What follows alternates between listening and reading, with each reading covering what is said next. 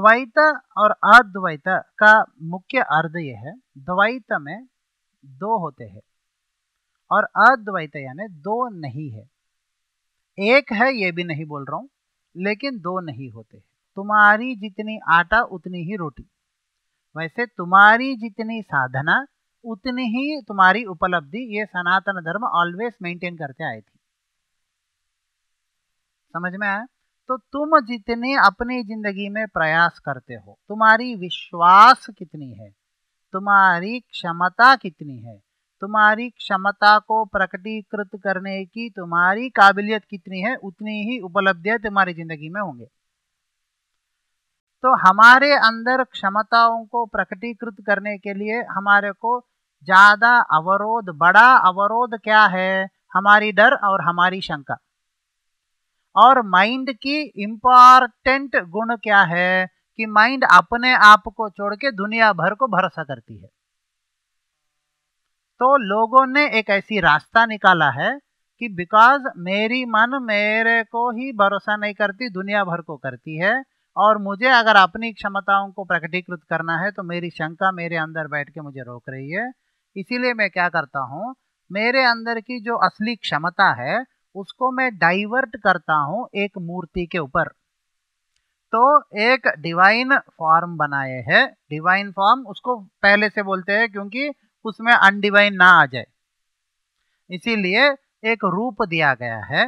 निर्गुण निराकार निरंजन कहते हुए एक रूप दिया गया है, ताकि उस रूप के ऊपर हमारे अंदर जो असली असीम क्षमता, विश्वास और काबिलियत है, हम उसके ऊपर हम धारण कर सके। तो क्या हुआ, मैं बोलूं मेरे अंदर क्षमता है और मेरी उस असीम क्षमता से मैं मेरी जिंदगी में सारी उपलब्धियों को हासिल करूंगा, तो मेरे अंदर एक डर और एक शंका हो सकता है क्या, कर सकते हो क्या, आ रहा है।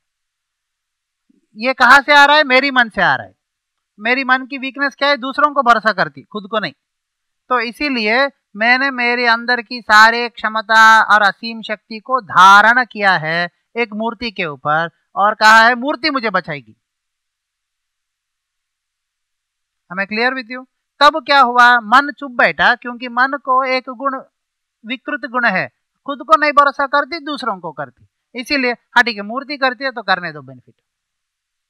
तो आजीवन क्या होते जा रहा है, ये अपनी क्षमता को मूर्ति के ऊपर, इसीलिए बोलते हैं ये एक मूर्ति प्रतिष्ठापन करके तुम जितना पूजा करते हो उस मूर्ति के अंदर उतनी ही तेज आती है। मूर्ति को प्रतिष्ठापन कौन करता है?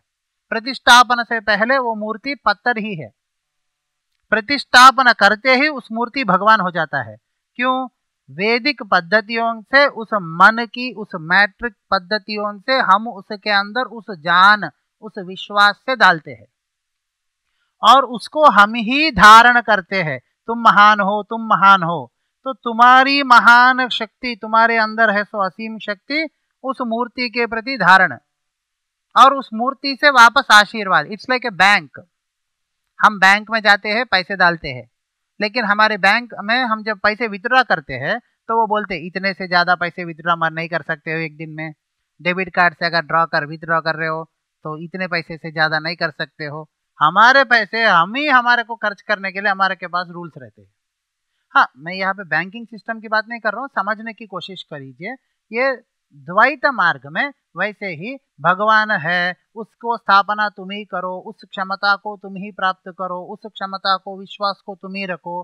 तुम्हारी उस मूर्ति के ऊपर या उस तत्व के ऊपर कितनी विश्वास है, उतनी ही विश्वास से तुम्हारी जिंदगी फायदा होती है, और उस विश्वास को तुम कितना बनाए रखते हो उतने ही फायदा तेरे को होती है। और उस विश्वास बनाए रखने में तुमने ही एक 50 रूल्स लगाए होंगे। जब शिव को अभिषेक प्रिय है, नारायण को आभरणों की प्रिय है, जब तक मैं आभरण गिफ्ट नहीं करता हूं करोड़ों करोड़ों की, मेरे को आशीर्वाद मिल नहीं सकती। तो तुम ना करोड़ों करोड़ आभरणों को गिफ्ट देना और अभिषेक करना तुम्हारे लिए कंपलसरी हो जाता है। तुम्हारी क्षमता तुम्हारे ही स्थापित करे हुए से, तुम्हारे से ही है, सो नारायण वो कौन है? तुम ही हो। वेद विज्ञान कहती क्या है? ये नारायण शिव हर जगह स्थापित है। इनफैक्ट इस दिव्य परब्रह्म से ही इस पूरी पृथ्वी है, कण कण में समाया है। तो तुझ में भी तो समाया है, तुम भी तो वो परब्रह्म के स्वरूप हो। तो तेरी गुण को, तेरी ही क्षमता को तुझे ही लेने के लिए तुमने ही धारण करे सो वस्तु से तुम्हें ही। इसीलिए वो लोग बोलते faith works. Because how faith happens, because द्वैत मार्ग is about faith in external objects. But what is faith? Faith is your belief, you believing that benefit happens to you. So if you believe and if you are so very convinced, it becomes faith. So what is basic belief? Hope, when it increases to a greater extent, it becomes belief. Am I clear with you? And belief, when it adds with love and works upon a system, then it is called faith. So your faith on God will bless you by 100 rules. Now, Advaita Dharma is, why should I focus this, all my capabilities on my external Narayana Murti? Why can't I focus all of it within? Mind को एक गुण है ना. All this Dvaita started because mind has one weakness. अपने आप को छोड़ के दूसरों को बिलीव करती है. ठीक है ना. ओ माइंड, तुम ना नारायण को बिलीव मत कर, तुम शिव को मत बिलीव कर, तुम मेरू को भी मत बिलीव कर, तुम अपने आप की आत्मा को बिलीव कर जो तुमसे बड़ा है. हाँ, हो सकता है. तो अपने आप की आत्मा मतलब एग्जैक्टली कौन है? तुम ही हो. यस और नो? और तुम ही तुम्हारे को अगर भरोसा करते हो तो तुम्हारे पैसे, इट्स लाइक, पहले द्वैत में इट्स लाइक बैंक. तुम्हारे पैसे जाओ बैंक में रखो और उसके नियम और तुम्हारे नियम फॉलो करो. यहाँ पे तुम्हारे खुद के घर में, तुम्हारे सेफ डिपॉजिट बॉक्स में तुमने ही पैसे लगा. नो रूल्स, नो रेगुलेशन, जब भी चाहिए तब से फ्री अवेलेबल है.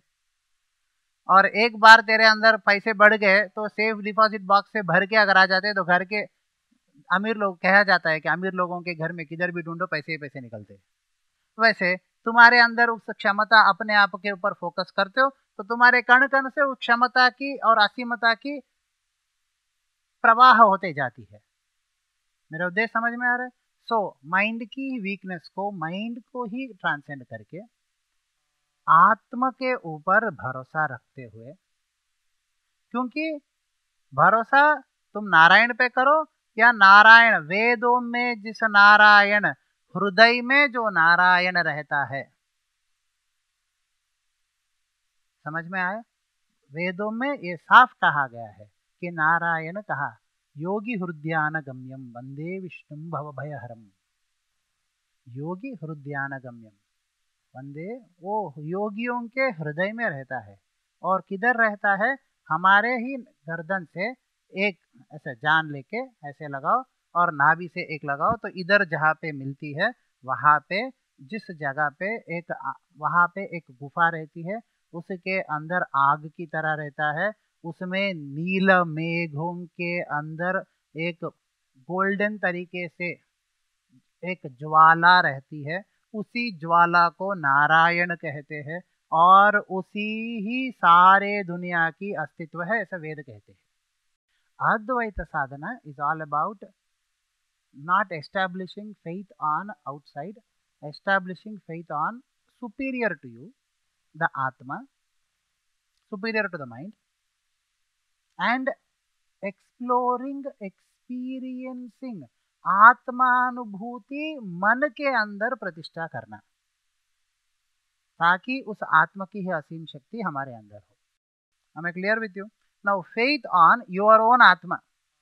एंड आत्मा इज वेरी ईगर, क्योंकि आत्मा बोलती रहती है मैं तो पहले से मुक्त हूँ, इस मन के वजह से जन्मों जन्म भटकना पड़ रहा है. अगर ये मन थोड़ा भी मेरे तरफ आ जाए तो मैं अपने, आत्मा चाहती है कि नहीं चाहती कि वो जन्मों जन्म भटके ना? मन के वजह से तो भटक रही है. और मन अगर उस विश्वास आत्मा पे रख दी तो आपको क्या नहीं लगता है कि उसी जन्म में आत्मा उस जन्मों जन्मों की खेल को खत्म नहीं कर देती? सो जो आदमी अपनी जिंदगी में सही मायने में समृद्धि, आनंद और तरक्की चाहता है, वो अद्वैत साधना करता है और अपनी ही आत्म की असीम शक्ति को अपने मन के अंदर और अपनी मन की उस असीम शक्ति को अपने शरीर के अंदर और उसकी प्रत्येक कण से उस दिव्यता और दिव्य ऊर्जा की अनुभूति और प्रकटीकरण करने का मार्ग है अद्वैत। अपने अंदर की असीमता को एक मूर्ति में धारण करके उस मूर्ति में अगर कोई गलती है तो उस धारणा शक्ति बह जाते, लॉस होते। तुमने मेहनत करके बैंक में पैसे डिपॉजिट किए और बैंक में चोर लेके गए, तो बैंक वाले शायद वापस पैसे दे देंगे, लेकिन कब देंगे पता नहीं, टाइप ऐसा भी हो सकता है ना। वैसे मुश्किल करना, घुमाना द्वैत मार्ग है। इसीलिए अद्वैत कभी भी द्वैत से उत्तम ही है।